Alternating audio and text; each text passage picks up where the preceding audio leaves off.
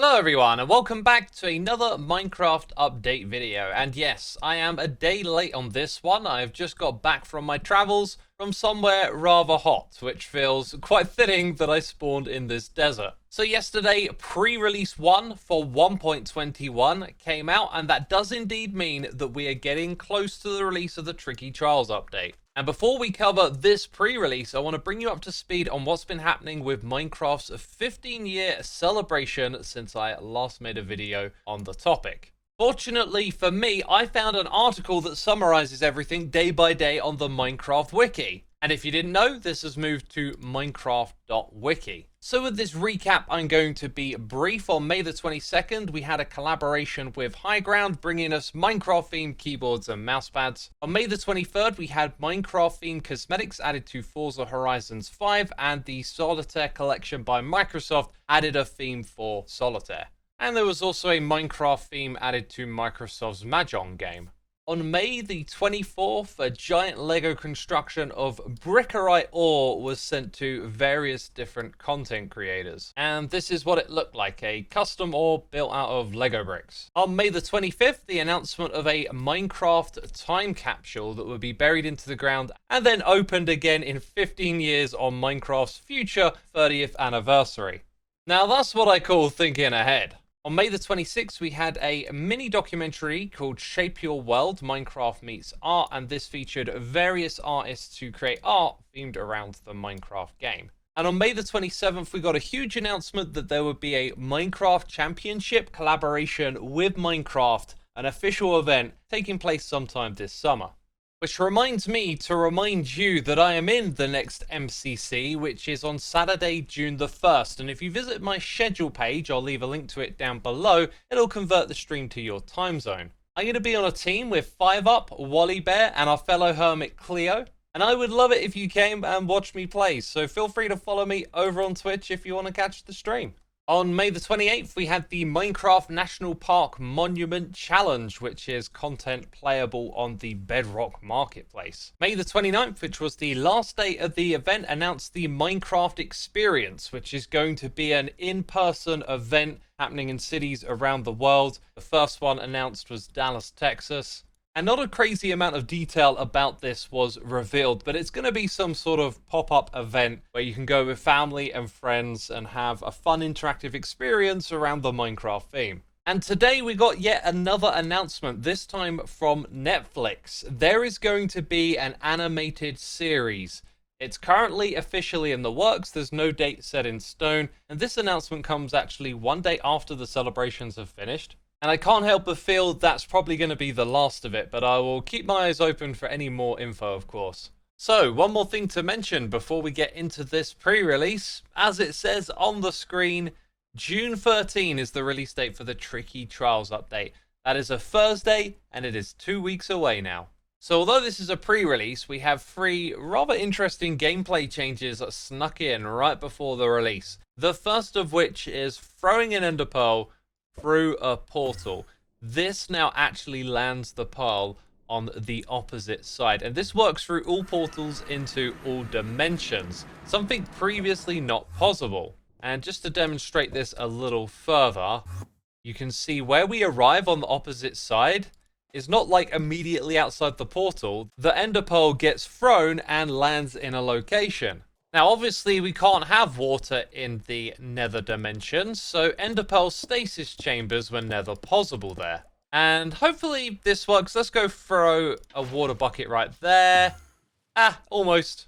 Okay, this way works, but it kind of relies on the timing of pressing this button. That, however, was perfect. And just to make it clear, this works on all the different portal types. Let's go throw that ender pearl.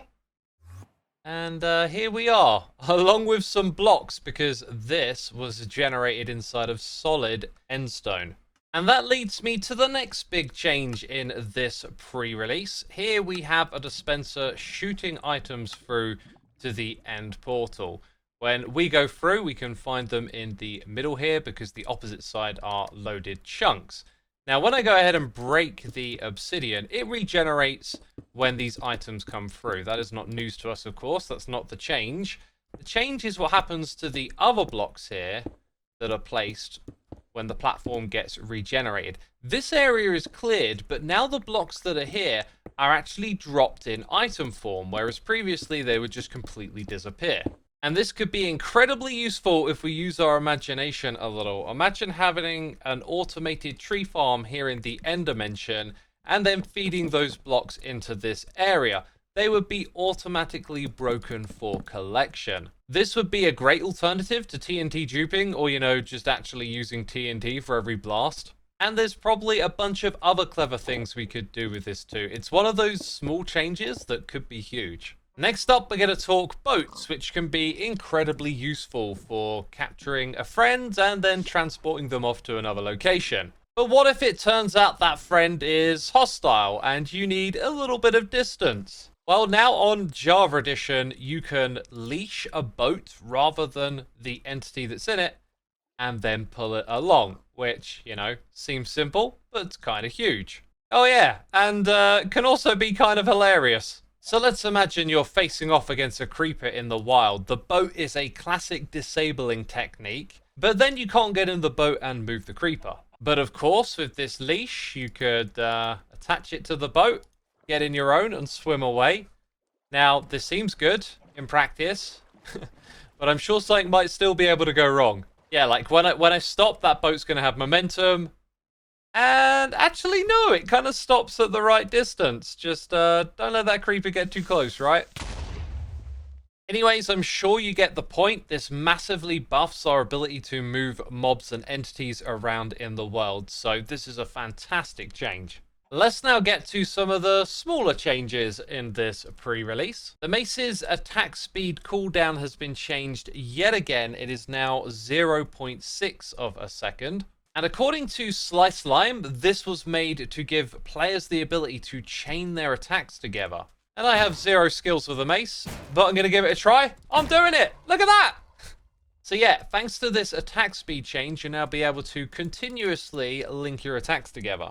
In the last video, we covered some changes between waxed and regular copper doors, recognizing each other. Well, this has been extended to all doors. So now all the different door types will work together and they will link like this, regardless of where you place it on the block. There is a trial chamber change. It's a minor one, but it relates to mobs picking up items, possibly player items after a death, and then being converted into an ominous trial mob. And it would previously delete the items that they picked up. So now if any items are picked up, they're going to be retained when they become ominous mobs. Here's another Ender Pearl related change. When you throw an Ender Pearl through one of these end gateways and it's got nowhere to put you because there's no end stone, it's now just going to put you on top of the end gateway rather than having you fall into the void. And this next change links into the next part of this video. So riding an entity such as a horse or a minecart when going through a portal, well, you can now successfully do that. And if I do that in survival mode, you'll notice here that the delay for teleporting is not applied. This is probably because it needed to be done that way to make this functionality work. So this brings us to reverted features, things that were in the previous couple of updates that have now been swapped back. Here in the technical changes, it says that they've removed the entities with passengers can use portal game rule. That was put into the previous snapshot and is now been removed. So now it's the default behavior that when an entity is riding another entity, they will just go through the portal. The other removed feature was the functionality for fire aspect lighting blocks on fire. The reasoning here is that they just want to refine it further, and that it will be reintroduced in a later release. I believe this will probably be after 1.21 is actually out. There's also been some rather powerful sounding changes to structures, the ability to better define how it works with being waterlogged within these liquid settings. This is mainly here to fix some bugs where structures overlap with aquifers and you get waterlogged blocks inside of like a trial chamber that doesn't look too good. But it also sounds like it's been done in a way to give map makers some extra control over custom features like structures. And lastly here, a comment on the bugs. We had some really old ones fixed. The End Obsidian platform was number 902. And once again, there are indeed quite a lot of bug fixes, but apart from the things I showed you, these were just related to the last couple of snapshots. And that's it, my friends. We are getting close to the release of 1.21. We know the date is just 2 weeks away, and this means that Pre-releases and release candidates will be coming out in the next few days, and of course I'll be covering them if there's a lot to talk about on this channel. If I miss any of them, it's probably because there's not too much to say. So make sure you're subscribed to catch those videos in the future. Thanks for watching, and I hope to see you at the Minecraft Championship in a couple of days. Bye bye.